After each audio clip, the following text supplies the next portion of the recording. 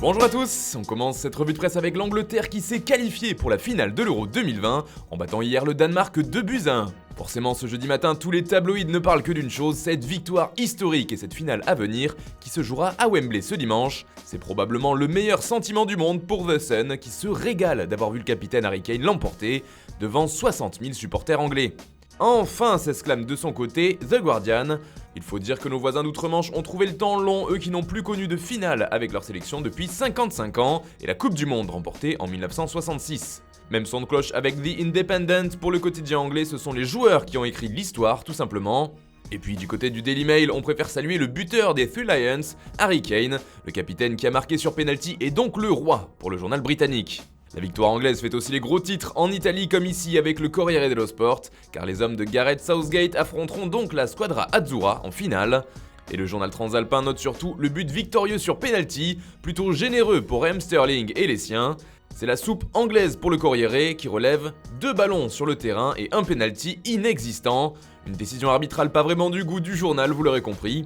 Pour la Gazzetta dello Sport, le message est clair, allons prendre la couronne. Le média au papier rose lance un défi à l'Angleterre pour ce dimanche. Enfin, du côté de Tuttosport, on reste dans l'euphorie de la qualification en finale. Fou de vous, titre le quotidien, qui évoque des jours magiques pour le sport italien.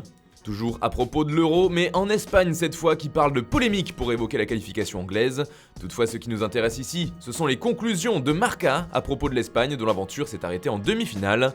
Le quotidien ibérique fait le bilan calmement en se remémorant chaque instant de la compétition. C'était remarquable d'après le journal. Le meilleur c'était Pedri, poursuit Marca, et globalement la jeunesse a prouvé tout son talent. Et puis la prestation du sélectionneur Luis Enrique est également saluée par le média.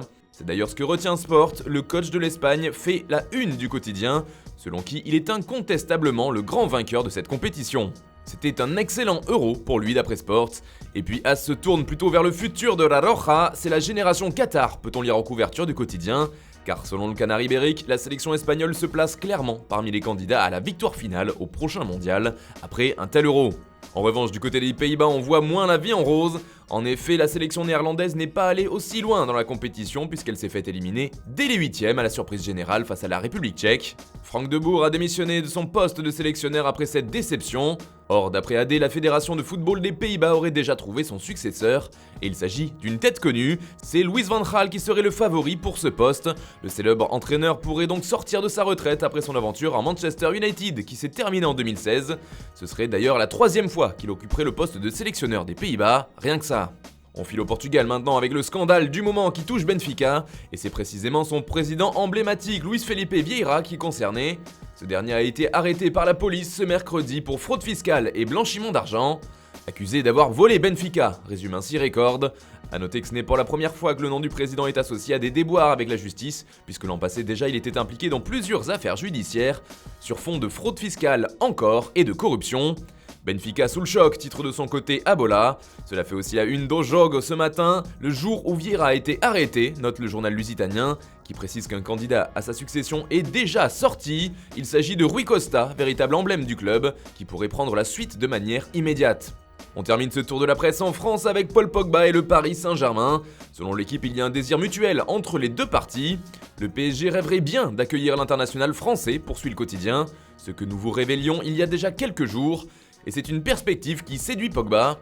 Encore un peu de mercato, mais du côté de l'OL cette fois, Lyon aurait trouvé le remplaçant de Memphis Depay selon le Progrès. Il s'agirait du buteur de Genk, Paul Onuachu, qui a fait une grosse saison en Belgique avec 35 buts, toutes compétitions confondues. Et puis c'est aussi le mercato qui fait la une du Parisien ce jeudi, mais à propos de Sergio Ramos. La légende du Real Madrid était dans la capitale française hier afin de passer sa visite médicale, qui aurait été une réussite.